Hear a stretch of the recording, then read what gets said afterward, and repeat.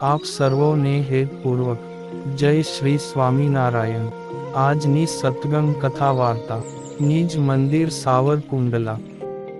આજની સત્સંગ કથા વાર્તામાં આપણે ચરિત્ર કથા અંતર્ગત અમદાવાદ કાલુપુર મંદિરમાં ભગવાન શ્રી હરિ ને નટનું ચરિત્ર સાંભળશું।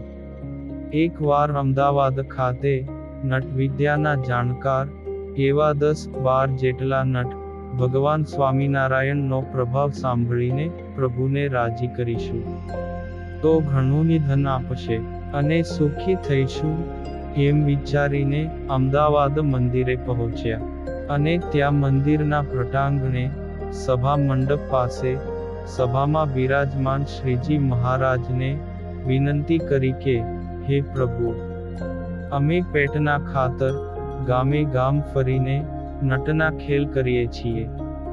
અમારી રમત દેખીને તમે રાજી થાવ તો અમારી દરિદ્રતા મટી જાય।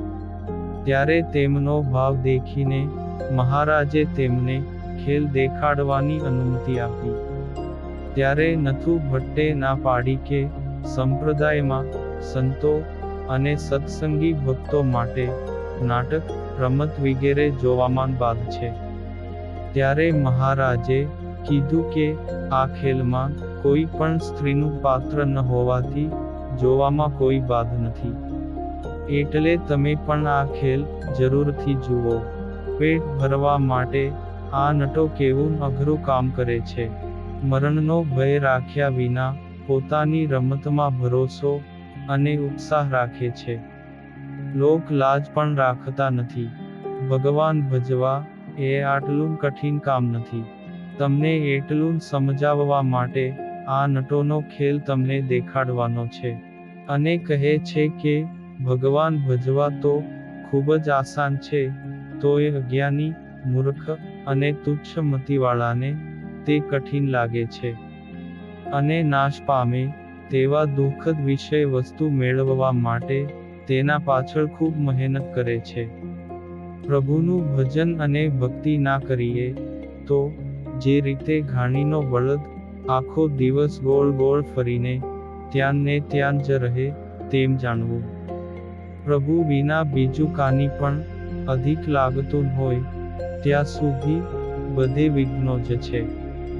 આ ખેલ જુઓ અને પોતાનામાં કોઈ કસર હોય તો તેને ટાળવા માટે પ્રયત્ન કરજો। આમ શ્રી હરિની આજ્ઞા થતાં જ નટો તો પોતાની રમતને અનુરૂપ વાજિંત્રો વગાડીને જમીન પર ખેલ ચાલુ કર્યો। પછી વાંસના 2 થાંભલા ઊભા કરીને ઉપર બંને છેડે મજબૂત દોરડું બાંધ્યું। પછી તેમાંથી એક નટે કેડ પર વસ્ત્ર બાંધ્યું ને મુખમાં ખુલ્લી તલવાર રાખી હાથમાં બંદૂક રાખીને ઊંચા વાંસ પર બાંધેલા દોરડા પર કોઈ પણ આધાર વિના ઊભો રહ્યો અને બંદૂકના અવાજો કરવા માંડ્યો। એટલે બધાનું ધ્યાન તેના પર ગયું। ત્યારે નટ પોતે અર્જુન દ્રષ્ટિએ વાંસની ટોચ સિવાય બીજું કાની પણ જોતો નહોતો। નીચે ઊભા રહીને ઢોલ વગાડતા નટે ઉપર દોરડે ચાલતા નટને જે કાંઈ પૂછ્યું તેના જવાબો આપ્યા અને પછી એ નટે નીચે ઉતરીને મહારાજને નમસ્કાર કર્યા। પછી ઉપર બાંધેલા દોરડા પર 2 નટ સાથે થઈને કૂદવા લાગ્યા અને અદ્ભુત સંતુલન જાળવીને સામ સામે આધાર વિના ચાલતા હતા। મહારાજ પણ આ ખેલ ધ્યાનથી જોઈ રહ્યા હતા। પછી એ બંને નટો ખેલ પતાવીને નીચે આવ્યા અને મહારાજને નમસ્કાર કર્યા। ખેલ પત્યા પછી શ્રીજી મહારાજે રાજી થઈને તેમને મોક્ષનું વરદાન આપ્યું અને તે બધાને જમાડીને ઘણા પૈસા અને વસ્ત્રો પણ આપ્યા। આ બધું મેળવીને ખૂબ જ ખુશ થતા નટો શ્રીજી મહારાજને વારંવાર નમસ્કાર કરતા કરતા પોતાના ઠેકાણે જવા માટે રવાના થયા। નટો પ્રત્યે શ્રી હરિનો રાજીપો દેખીને ત્યાં સભામાં હાજર રહેલા સંત ભક્તો વખાણ કરતા કહે કે ખરેખર આ નટો તો એકદમ ભાગ્યશાળી જ કહેવાય। રાખો કે તેમની થોડીક જ રમતમાં મહારાજે રાજી થઈને તેમને મોક્ષનું વરદાન આપી દીધું.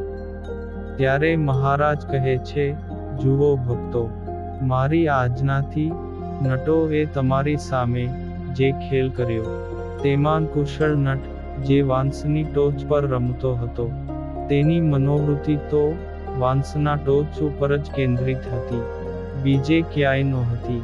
પછી બીજા જે બે નટો જે દોરડે ચાલતા હતા તેમની મનોવૃત્તિ પણ દોરડા સિવાય બીજે ક્યાંય નહોતી, એટલે દોરડા ઉપર સ્થિર રહી શક્યા.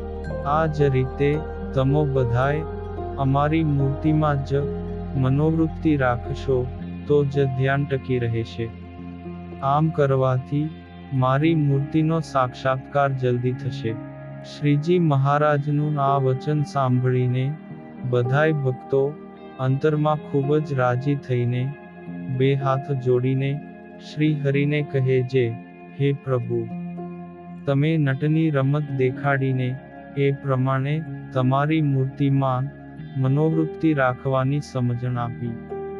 અમે તે જ પ્રમાણે અમારી મનોવૃત્તિને તમારા સ્વરૂપમાં સ્થિર રાખીશું. આ પુનિત પ્રસંગ આપણે સત્સંગ સાગરના મોતીમાંથી સાંભળ્યો અને હવે પછીની કથા વાર્તા આપણે આગળના ભાગમાં સાંભળશું. અત્યારે આપ સર્વોને ભાવથી જય શ્રી સ્વામિનારાયણ.